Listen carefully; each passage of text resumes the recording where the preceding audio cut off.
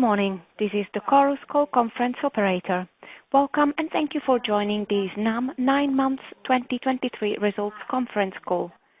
As a reminder, all participants are in listen-only mode. After the presentation, there will be an opportunity to ask questions. Should anyone need assistance during the conference call, they may signal an operator by pressing star and 0 on their telephone. At this time, I would like to turn the conference over to Ms. Francesca Pezzoli, Head of Investor Relations of Snam. Please go ahead, madam. Good morning, ladies and gentlemen, and welcome to Snam 9 months 2023 consolidated results. Today's presentation will be hosted by our CEO, Stefano Venier, and by our CFO, Luca Passa. In the presentation, Stefano will provide an overview of the results, the key highlights and achievements of the period, and an update of the most recently published outlook on energy markets. Luca will walk you through the financial performance, then back to Stefano for closing remarks, and finally the Q&A session. And now let me hand over to Stefano. Thank you, Francesca, and good morning also by myself. I'm on slide 2 with a few key highlights on the first 9 months. Gas demand declined by approximately 14% in the 9 months. Gas prices were on average 70% below the first 9 months of 2022 that were characterized by consistent volatility, showing the fragility of the energy system. Domestic gas flows continued to be impacted by the geopolitical situation. In front of the declining volumes from the north, these were offset by 20% increase in the LNG import that reached 12 BCM. On regulatory front, the observation period for the calculation of the weighted average cost of capital parameters ended in September, and the trigger level was reached. We expect in between 80 to 90 BPS uplift to kick in from January 24. On October 31st, the regulator published the resolution for the introduction of the base ROSS from 2024. It provides visibility and continuity with some positives, such as the reduction of the time lag of the allowed DNA from 2025, an update of the deflator, improvements in work-in-progress revaluation, and the capitalization rates based on historical and prospective average proposed by the companies. All in all, the document is in line with the expectations. We have recently published the 2023 scenario update, which is the basis for the new 10-year gas transmission network development plan, and incorporate some of the indications from the draft of the new Italian Integrated National Energy Plan, so-called PNIEC, sent to the European Commission before the summer. It points to a range of 59-68 BCM of natural gas demand by 2030, of which from 4 to 6 of biomethane. Carbon capture and storage emerges as a critical decarbonization enabler in the most mitigation pathways. Worth mentioning that Eni has recently reached an agreement with the UK government for a first CCS regulated business model for a CCS HyNet Northwest project, and we are jointly progressing on the Ravenna project. Moving to the results, the 9-month figures are extremely sound. EBITDA adjusted is up by 9%, mainly driven by output-based incentives. Net profit adjusted reached 942 million, up 1% year-on-year, despite rising interest rates and relative cost of debt. Investments are topping 1,200 million euros, were down 6% year-on-year. The BW Singapore payment will occur in Q4, bringing full-year investment to the guidance of 2.1 billion euros. Technical investments are up 29% year-on-year, supported by the completion of the first floating vessel in Piombino and the start of onshore and offshore works, reaching respectively 24% and 7% completion for the second floating vessel in Ravenna. Net debt reached 14.3 billion as a fact of the already anticipated reversal of regulatory working capital. Looking at our associate portfolio, we successfully placed the first-ever EU taxonomy-aligned transition bond exchangeable into existing Italgas ordinary shares. We have proactively leveraged on our stake in Italgas to contain our cost of debt while keeping voting rights and expected dividend flows. Our interconnection points are performing well, benefiting from their strategic position at the crossroad of the key gas corridors. Now, moving on to slide 3, beyond financial performance, we have made further achievement in terms of security of supply, energy transition, and sustainability. With respect to security of supply, storage facilities are now approximately 99% full at record level. We have obtained the authorization to run over pressure also 2 storage fields, which added further flexibility to the last infilling phase with additional 0.2 BCM of gas. For the next infilling season, we could further increase gas volumes in those facilities by in between 0.4, 0.5 BCM. From November, we have started to provide again the reverse flow service like we did last year. It consists in the availability of daily injection capacity in the next month associated with the corresponding delivering capacity in the period of January-March 2024, so providing further performance in the peak of the winter season. The floating Golar Tundra started operation at the beginning of July in Piombino as scheduled. 3 LNG carriers have already been discharged, and thermal year 2023-2024 slots are fully booked. We will launch by year-end, beginning 2024, the capacity auction for a second vessel to be operational in Ravenna by the end of next year. Biomethane sector is ramping up. We have received 300 requests of connections for new plants in the first 9 months of 2023, which is 50 more than full year 2022. We are waiting for a possible allocation of REPowerEU funds to some of our projects, starting with the phase 1 of the Adriatic pipeline that is already under construction. Now, moving to energy transition. As mentioned, carbon capture is gaining momentum. The carbon capture project in Ravenna, which I referred before, that is jointly developed with ENI, is on track to start a phase 1 in 2024. Then the Acorn project in UK, of which our participated Storegga is the lead developer, has obtained a Track 2 status by the UK government and is going to be one of the cluster that will be supported going forward. And Centrica, through one of his subsidiaries, has joined ESB and Decarbonix, which, by the way, is participated by Snam, in the development of the Kerstel project, aiming at the redevelopment of the decommissioned gas reservoir for a large-scale energy storage in Ireland. Greentour, the subsidiary on small-scale activities, starting the construction of the small-scale LNG plant in Pignataro. It will enter in service in 2025 and will be able to liquefy 50,000 tons of biomethane into bio-LNG for transportation. We have so far been awarded approximately by 100 million euros of plan for resilience and relaunch grants for several projects such as the H2 Valley, the H2 refilling stations, and the Gigafactory we are jointly developing with the NORA. I'm pretty confident that both the South H2 corridor and the CCS project in Ravenna, of which we are partners, could be qualified as project of common interest by the end of the month by the European Commission. We are going to launch in Q1 2024 a market test for the transport of H2 and CO2. Let's now have a look at the progress made in terms of sustainability. CapEx aligned to EU taxonomy and SDGs represent respectively 37% and 53% of the total.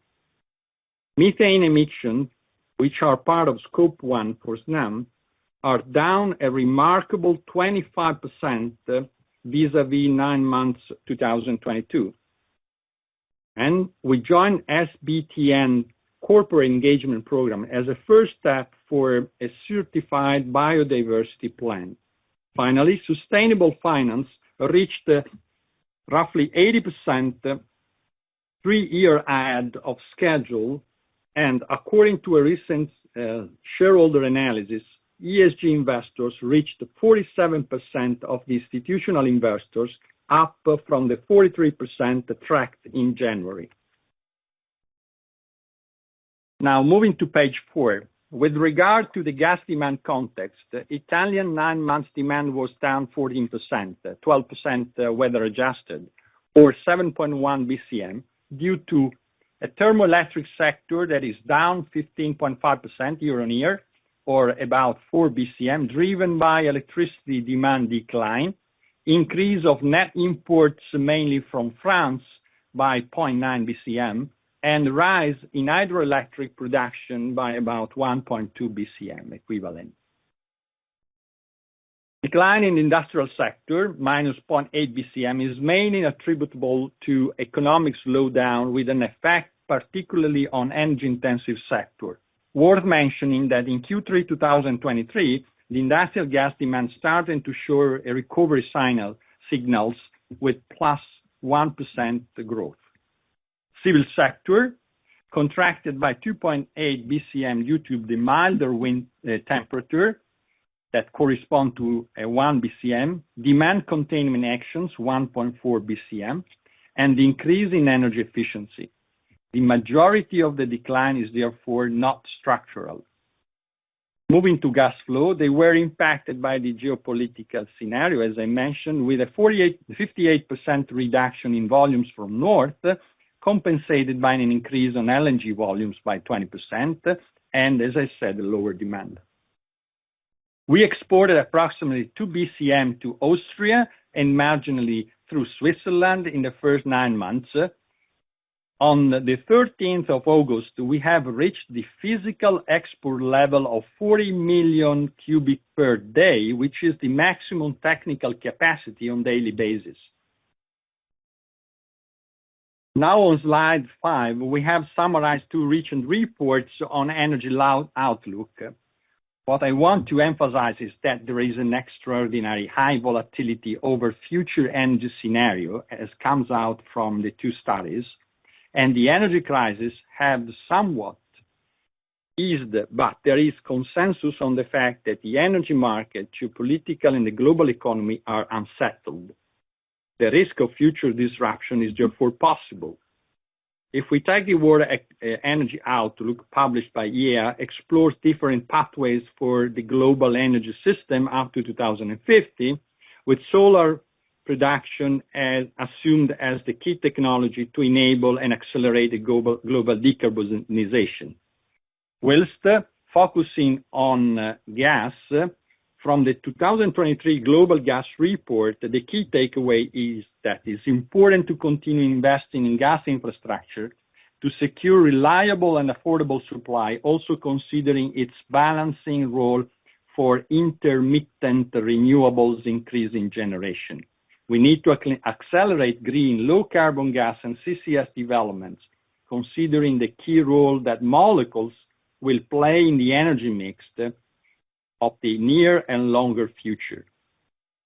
Now, I leave the floor to Luca to comment on the results in more detail. Thank you. Thanks, Stefano, and good morning, ladies and gentlemen. Let's now move to the 9-month 2023 EBITDA analysis on slide 6. EBITDA for the period was 1,862 million, plus 9.1% versus last year, or plus 156 million euros. The increase is mainly attributable to 146 million growth in the regulated revenues related to regulated revenues growth for a total of about 100 million. These effects were partially counterbalanced by a negative volume effect due to the already commented lower gas demand and the usual phase-out of input-based incentives. The incentives relate to the fully depreciated assets for around 30 million euro, higher contribution from storage flexibility services around 40 million euro, mainly related to the short-term auctions provided in 2022 and booked in the third quarter 2023, higher contribution from flexibility service on transport, mainly default services, for around 11 million. Furthermore, a 44 million increase in the energy transition businesses, mainly attributable to the energy efficiency and in deep renovation on residential and public administration. With regards to the energy efficiency contribution, we are maximizing the delivery of our backlog on residential businesses. As already seen in the first half of the year, the difference of the items others is mainly due to the one-off contribution in first quarter 2022 from the sale of gas excess inventory and the expiry at the end of 2022 of the fees related to a TLC, a telco contract leasing, partially offset by some positive items. We confirm our full year guidance of 2.4 billion euro EBITDA, supported by gas infrastructure growth in the last quarter, in line with the 9 months, excluding approximately 40 million of the non-repeatable 2022 storage flexibility services. Output-based contribution is estimated at approximately 120 million on the full year. As far as the energy transition businesses, 9 months 2023 benefited from the full contribution of the Superbonus regime, which will end in December. Therefore, its margin contribution has peaked in the 9 months. Moving to slide 7 on adjusted net income.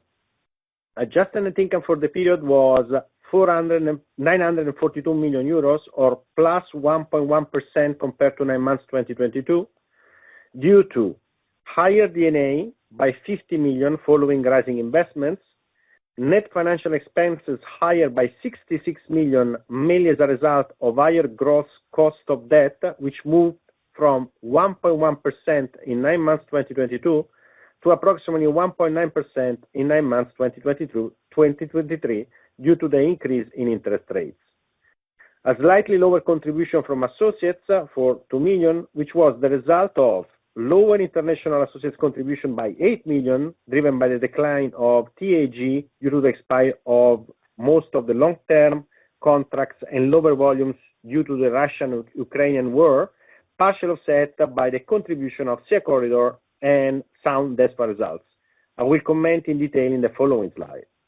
A positive contribution of the Italian associates by 6 million, thanks to higher results from Italgas and Adriatic LNG. Higher taxes and minorities. Tax rate was 24.4%, slightly higher than in months of 2022, and we expect it to be approximately 25% for the full year. As far as full year guidance on adjusted net income, we are fully confident to deliver 1.1 billion euro guidance, as the last quarter below EBITDA in terms of performance will be driven by higher linear D&A, higher interest cost, and lower contribution from associates. Moving to international associates, I'm now on the following slide. The contribution to group net income was 180 million euro, about -4% versus 9 months 2022. Sea Corridor entered into perimeter in January 2023 with a performance in line with budget. DESFA confirmed the sound performance recorded in the first half, supported by auction premia and more remunerative products on LNG and exports at the connection point with Bulgaria. Year-on-year comparisons also benefited by the pass-through mechanism for energy costs introduced in July 2022. TAP continued to work at full capacity. The increase versus 9 months 2022 is largely due to the CPI-linked tariff. Minimum expansion of plus 1.2 BCM on year from 2026 is confirmed, and further expansion will depend on market test results at the beginning of 2024. Teréga results is up 8 million euro year-on-year, thanks to the higher revenues related to storage activities and lower operating costs. ADNOC performance remains in line with last year. Looking at interconnector, operating performance remains strong, but profit cap mechanism kicked in, while last year benefited from the recovery of past year underperformance. Capacity is booked at almost 50% until 2027, providing medium long-term visibility. Moving to Austria, the negative contribution from TAG is due to the expiry of long-term contracts in 2022, only partially offset by higher reverse flow booking. Reverse flow is booked for approximately 90 to 95% until 2025 and about 50% for 2026. GCA performance benefited from the recovery of the previous year's energy costs. Finally, EMG performance is in line, slightly above due to the lower D&A, and no impacts on 2023 figures are foreseen due to the outbreak of the conflict in Israel. Turning to our cash flow, slide 9. Cash flow from operation for the period amounted to 9 months due to the working capital absorption for around 1.5 billion euro.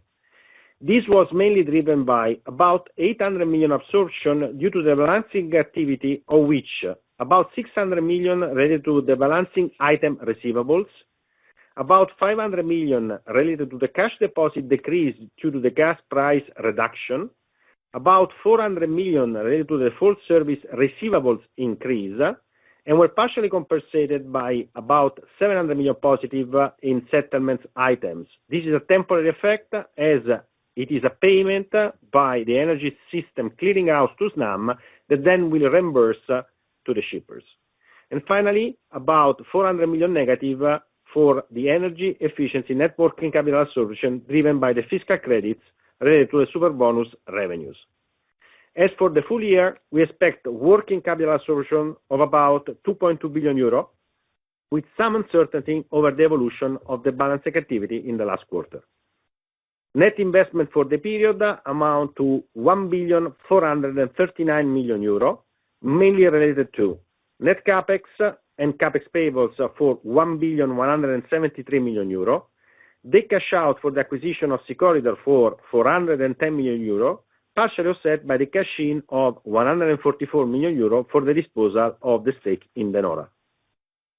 Other outflows were related to the payment for the full year dividends for 933 million euro, resulting in a change in a debt of about 2.4 billion euro. Moving to slide 10, due to the previous commented cash flow evolution, the increase in the debt amounted to 2.4 billion euro, resulting in 14.3 billion of net debt at the end of third quarter 2023. The average cost of debt moved to 1.9% and the fixed to floating ratio stands at 78%. Sustainable finance on committed financing is about 80% thanks to the recent funding secured close to our long-term target 3 years in advance. In September, we issued the first EU taxonomy-aligned exchangeable transition bonds into Italgas shares for 500 million euro, which will enable a saving on the cash coupon of about 1% annually versus a plain vanilla bond. Considering the funding executed so far, financing needs for 2023 are fully covered, leaving the remaining part of the year for pre-funding activities for 2024. To date, we have already secured 700 million via banking facilities as 2024 pre-funding. We confirm a net guidance of 15.5 billion at the end of 2023, assuming a working capital absorption of 2.2 billion, mainly driven by balancing activity, which is subject to a degree of uncertainty, as mentioned before, on prices and on cash deposit withdrawal in the last quarter. In terms of financing cost, based on the current forward curve, we expect the average gross cost of debt to increase to approximately 2% for the full year. And now, let me hand over to Stefano for his closing remarks. Thank you, Luca. We delivered what we judge to be sound 9 months result in a volatile environment characterized by still reshaping gas flows, high volatile gas prices, and rising interest rates. As stated before, we are fully confident to achieve the 2023 targets. In detail, 2.1 billion of total investments that are up 10% year-on-year, driven by the capex in our gas infrastructure and the acquisition of the second floating vessel. 22.4 billion tariff RAB that is up 5% year-on-year. Net income of 1.1 billion and dividend per share up by 2.5% versus 2022, in line with our dividend policy. And by the way, yesterday the board approved the interim dividend of 0.1 1128 shares, that is still again in line with the policies. And finally, the net debt of 15.5 billion, as Luca just explained. We face a 2023 winter in a better position, but volatility persists that depends by external factors.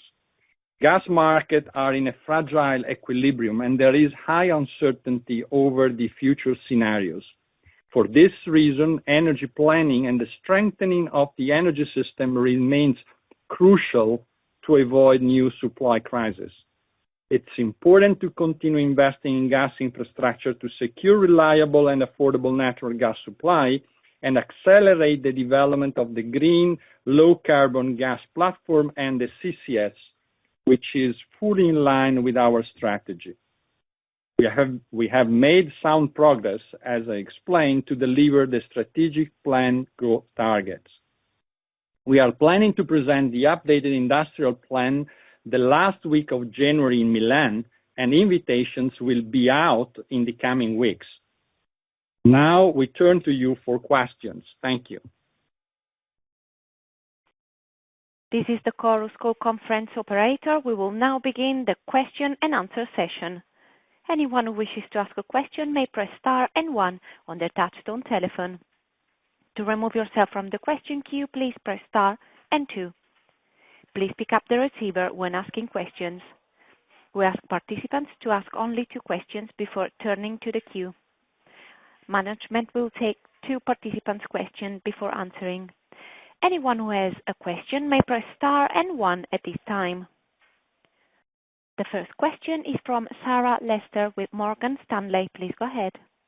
Thank you. I've just got one high-level question, please, on regulation. So this new ROS-based regime, the move to the TOTEX-like framework, I'm interested in how you see this impacting the sector as a whole in the longer term. You mentioned a couple of positives earlier, but for instance, do you think that spending amounts will be harder to justify under this new regime? And do you think it would result in a more or a less nimble framework? Just generally speaking, I'm wondering if you think this is a net positive for network spending in the space or really no change at all. Thank you. Hi, Sarah. This is Luca. On the ROS introductory regime, as we mentioned, first of all, is in line with expectation. There are, I would say, certain positives. Clearly, the DNA recognition at T-1, which is an improvement for transport, and will start in 2025. Second, the deflator that will be used for the calculation of the revenues related to the first year will be adjusted taking into consideration the inflation of year 2023, which again is, a positive. The improved remuneration on, work in progress, again. And as far as, the overall or high level question, capitalization rates will be calculated as the average of the past 2 years and the estimation on the forward 3 years, which will be basically given by operators to the regulator. So clearly is a positive in terms of, future spending for regulated companies overall, and with him is a positive, I would say, event for the sector going forward. Thank you. The next question is from Javier Suarez with Mediobanca. Please go ahead. Hi, good morning, and thank you for taking my questions. 2 questions. The first one is on the general gas outlook. On the slide number 4, you are showing significant decreases across the board, but mainly in the residential area and also in the industrial area, which are quite significant. So the question for you is, going into 2024, which are your expectations of maybe by activities in terms of gas consumption for next year? And then the second question is on the guidance and what you are including in current guidance. So when you are talking about 2.4 billion euros of EBITDA, you can help us to understand what are you including in terms of output-based incentive. I think that in previous conference call, you were mentioning 100 million euros. During third quarter, you have been accounting something like 40 million euros related to activities provided during 2022. So the new guidance includes 140 million euros, or is a different numbers. And also, I think that you mentioned in last conference call 80 million euros from the energy efficiency business, if you can confirm that. And also, in terms of net income guidance, you can share with us that 1.1 billion euros of net income, what is included in terms of contribution from associates. Thank you. With respect to the general outlook, I can say that, of course, this year is reflecting different events that happen. I mean, the mild winter that affected the first quarter of the year, of course, had a significant impact. Of course, when we made the projections, we referred to, let's say, average temperature over the past periods. So it's extremely difficult to make a projection on what is going to happen. Anyhow, what we take as a reference is the average of the last 10, 20 years to let's make projections. With respect to the industrial sector, I think here depends on the development of the industrial production we're going to have looking forward. As a matter of fact, in the Q3, we saw some, let's say, rebound on the consumption, as I mentioned, and also we will see progressively some return on consumption on the energy intensive sectors that, because of the high prices and the volatility, they worked on a stop and go basis, and therefore I think with the stabilization of the prices at 45 euro cent per cubic meter, we will see some of those consumption coming back. The third is the thermal generation. We have to consider three major aspects we have had this year. The first one, in the first part of the year, we had the coal production that was under a full capacity regime. That now this is over. The extremely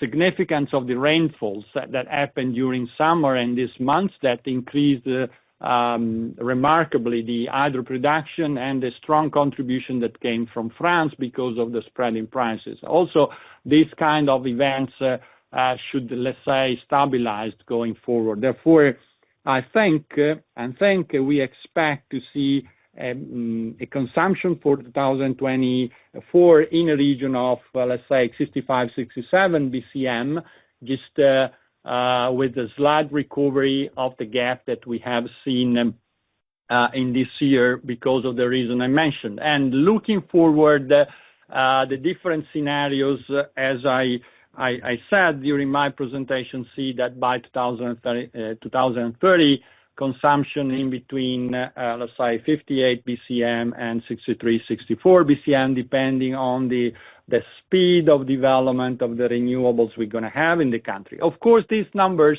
with respect to the total volume shipped in our pipelines, do not take into consideration the export volumes. That, of course, goes on top of the consumption, and we expect we'll have some benefit primarily with the put on stream of the Ravenna facility that is exactly in the corridor toward Austria and southern part of Germany. So that's, I think, going forward, we will see an increase on the volumes on export side that will be shipped in the pipeline system. Luca.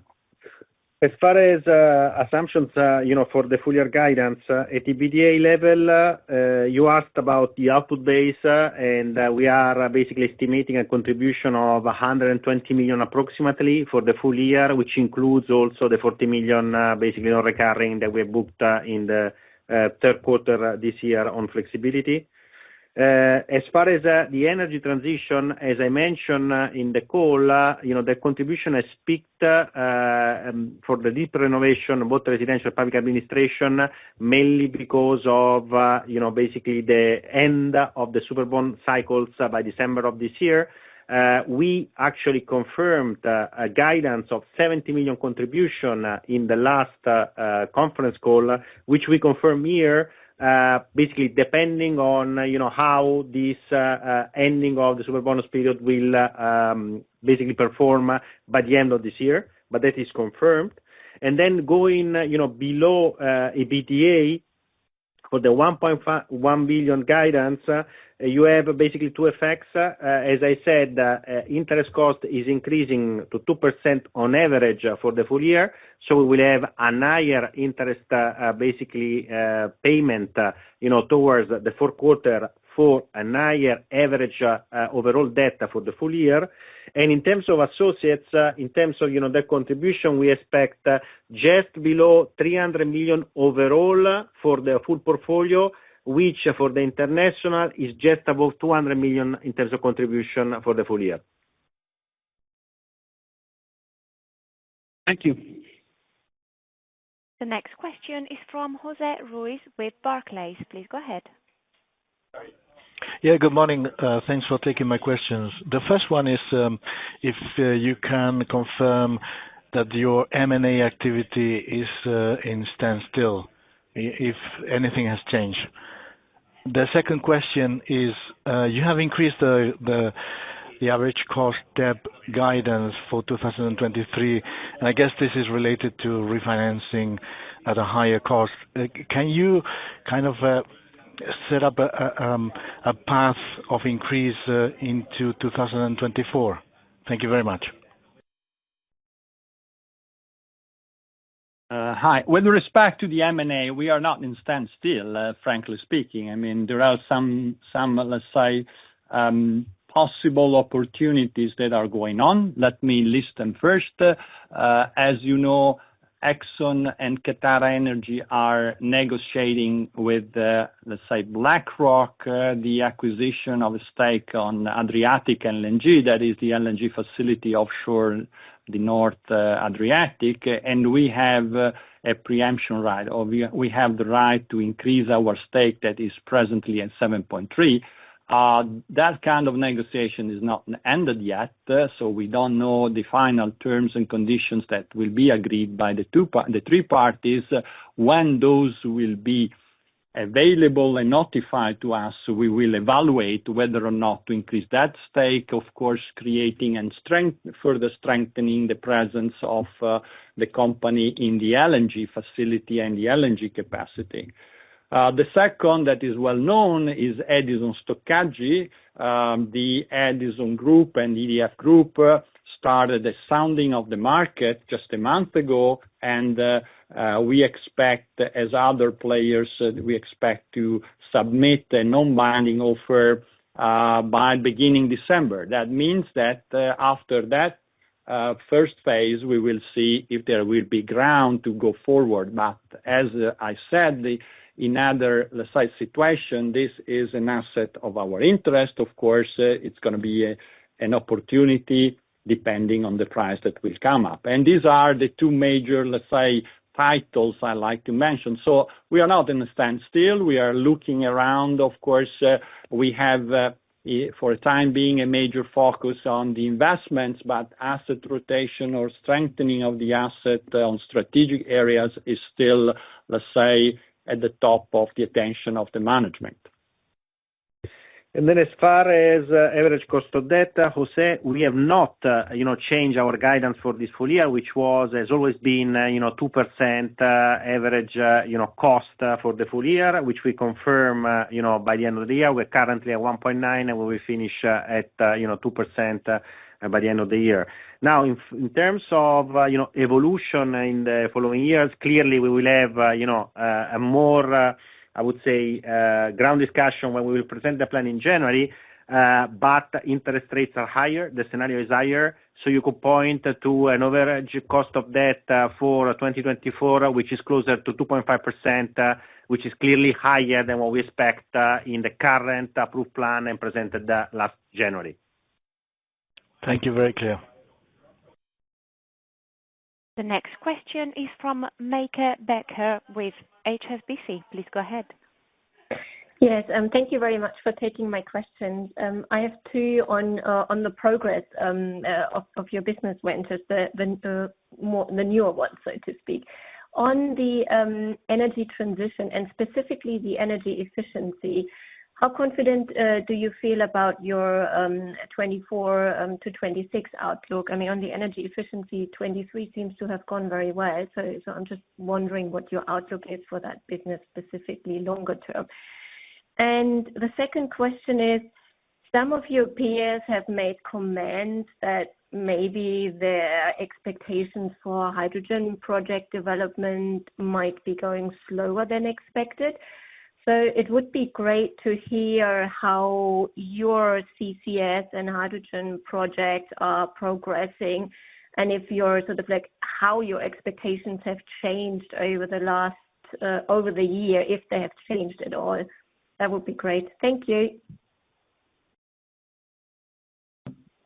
With respect to the energy efficiency, as you said, I mean, 2023 performed very well. Of course, let's say, change in the incentive schemes related to the super eco bonus, as is used to call, was expected. Also, when we set up the business plan, the current business plan. Therefore, if we look at the new projections that we are working on for, as I said, the new business plan will be presented in January, there are no major news that let's say, changes the expectations and projections. Of course, as Luca said, the super eco bonus created a sort of peak in 2022 and specifically in 2023. This is going to be over in 2024, but we have strong fundamentals, especially on the industrial business and the public sector. We can leverage upon with a very long-term backlog of contracts that will provide and will underpin the projections we already presented with the existing business plan. So we are not seeing in the discussion we are having with the management major changes in the period between 2024, 2026, 27. With respect to H2 development, of course, yes, it's true. I mean, some of the projects are taking some delay, but as a matter of fact, we are not linked much to single project. We are working on the infrastructure, and as we always said, this, let's say, repurposing of the infrastructure will happen will start and happen from the second part of the decade and the first part of 2030. And this is the period when we will see exactly how the progress will come. We have to say that to that extent, we also have one, let's say, angle of flexibility that is related to the fact that we can develop this South H2 corridor end to end through the pipe, but also having several, let's say, ports that can receive some of the green molecules along the way that could make or provide an optimization in the development. I think that one important step will happen very soon with the conclusion of the process of the PCI. This will open the window to, let's say, request for the full support. And on the other side, I have to say that discussions with the, let's say, German, Austrian, and Italian companies to, let's say, create a sort of projections between demand and production on long-term basis is progressing. We had the large meeting in January a month ago. Next one is going to be in Vienna, beginning of January, and the next one in Rome. So things are progressing, not as fast as originally figured out, but I have to say that the commitment, especially from the large consumer hard-to-abate industry, is strong and will be confirmed as far as Italy is concerned by a survey we're going to take on Q1 2024 that will involve not only the potential hydrogen demand, but also demand for CO2 capture. So the two solutions probably will come in, let's say, complementary way for the hard-to-abate industry. And just on the first question, just to give you some numbers underlying, we're going to finish the year on the energy efficiency with a backlog of 1.3 billion, which has a duration of 11 years. So as Stefano pointed out, clearly some slowdown due to the end of the super eco bonus, but enough visibility for the following years. Thank you. Very helpful. The next question is from Stefano Gamberini with Equita SIM. Please go ahead. Good morning, everybody. I have two questions. The first regarding the situation in the current scenario of higher interest rate. Could you still finance the strong acceleration of CapEx you have in the forthcoming years, or I don't know, are you working on some measures in order to sustain your capital structure, like, for example, what you issued as convertible bond? Could we expect something in the long run? And if you can confirm that the dividend policy will be anyway confirmed. What I'm interested in is to understand what is your financial flexibility for all these projects that you are mentioning, like CCS, that could arrive in forthcoming years. Then the second regarding your comment about the TROS regulation on the RAB deflator. If I'm not wrong, in 24 you should apply the deflator of gross fixed investment of 2022, which was around 4%. But if you now move with the new regulation applying the 2023 expected RAB deflator, gross fixed investment, this was just in the region of 1% in the first quarter, in the second quarter 23, so you see the risk of lower RAB deflator for 24 due to the introduction of the new ROS. Many thanks. Spendiamo l'adjustment, no? Okay. I'll take the second and I'll leave the first for Luca. The matter of the deflator need to be treated very carefully because, the setup, the year zero or year one, as you want to call it, that is 2024, will have to consider also the readjustment on the deflator that happened with respect to 2021 and 2022, that in total was 1.5%, okay? And this, we expect, is going to be part of the, let's say, definition of the deflator to be adjusted for 2024. So that will, to our extent, offset partly the risk that you were mentioning. And as far as, basically the higher interest rate scenario, clearly, yes, it's higher than our assumption in the business plan, but, this higher interest rate scenario also will affect, our expectation on, basically the remuneration through tariffs. So I think we have, a more balanced actually approach, going forward. We don't have any risk in terms of, refinancing. We're talking about between 2 and 3 billion of refinancing per year, which includes existing refinancing plus, financing of the new capex, which is something very feasible, basically for our credit rating in the current market. Clearly, if we have the flexibility to use instruments like we used for the recent exchangeable bond, we will, do so. And in terms of financial flexibility, we still maintain financial flexibility because we are, well below the 70% threshold from the rating agencies. If you want to quantify that, we're talking in terms of financial flexibility more than 1 billion euros in terms of financial flexibility. That doesn't mean we would like, to basically fill, i.e. we want to maintain this flexibility. Therefore, our approach, to non-organic will be also driven by these metrics. Bear in mind that, the two deals that, Stefano mentioned before are, for the second one, clearly regulated and unlevered type of, transaction. So clearly will contribute to RAB if successful. And for the first one is an equity ticket, which is very minor given, the size of our balance sheet. Thank you. The next question is from Piotr Dzieciolowski with Citibank. Please go ahead. Hi, good morning, everybody. I have two questions.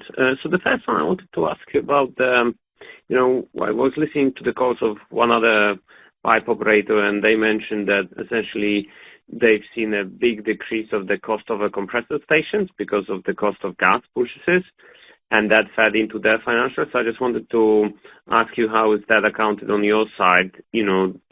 Whether you benefit of it or that's a full pass-through element on your financials. And the second question I wanted to ask you about the TAC, which is now not utilized in Austria. So is there any update on your discussion with the regulator how the issue could be resolved? Thank you.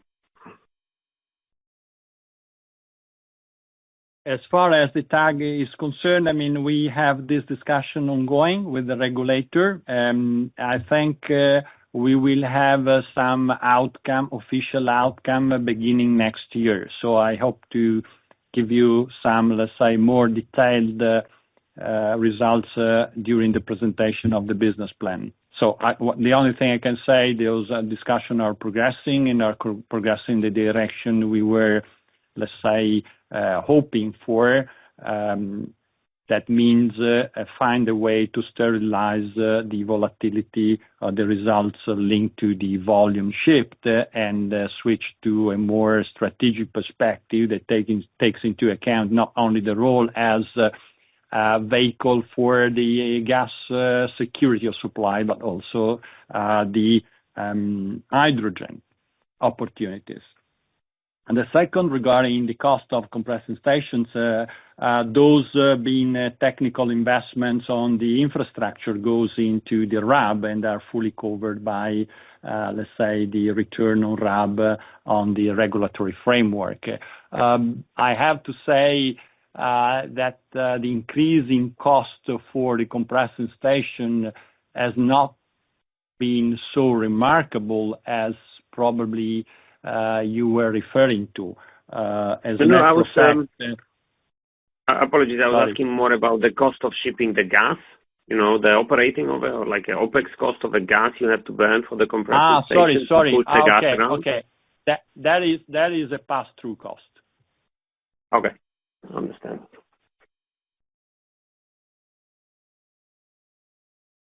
The next question is from Davide Candela with Intesa Sanpaolo. Please go ahead.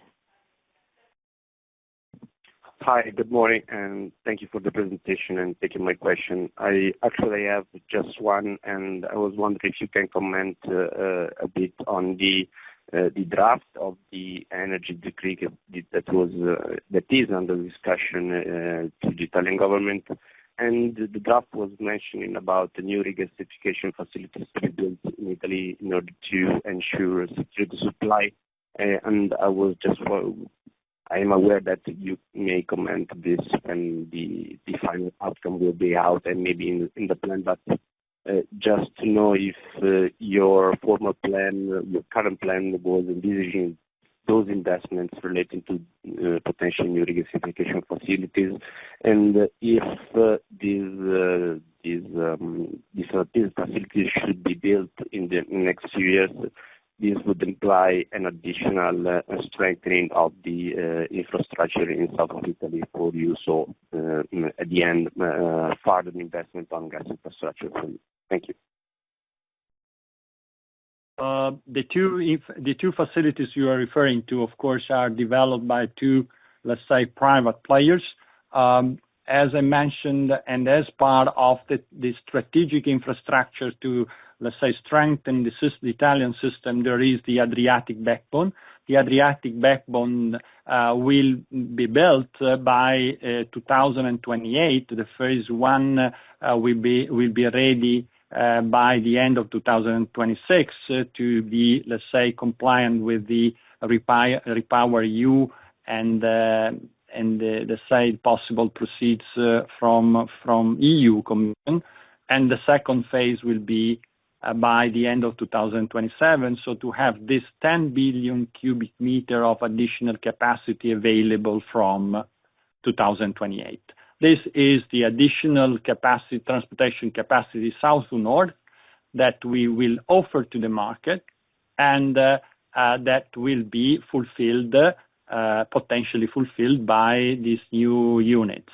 Of course, additional capacity can come in case there is a reduction in flows from the current sources. That means primarily Algeria. Otherwise, new additional transport capacity will be required with the consequent time for authorization and construction. There is another number I'd like to recall, is the fact that with this 10 BCM of additional capacity, total transportation capacity south to north will increase up to 55 billion cubic meter. Okay, that has to be added to the 28 billion cubic meter of the LNG capacity that will be available on the northern part of Italy through the LNG infrastructure. That makes the total import capacity for the country. Many thanks. Gentlemen, there are no more questions registered at this time. So thank you to everyone for participating in this call, and I'll see you soon.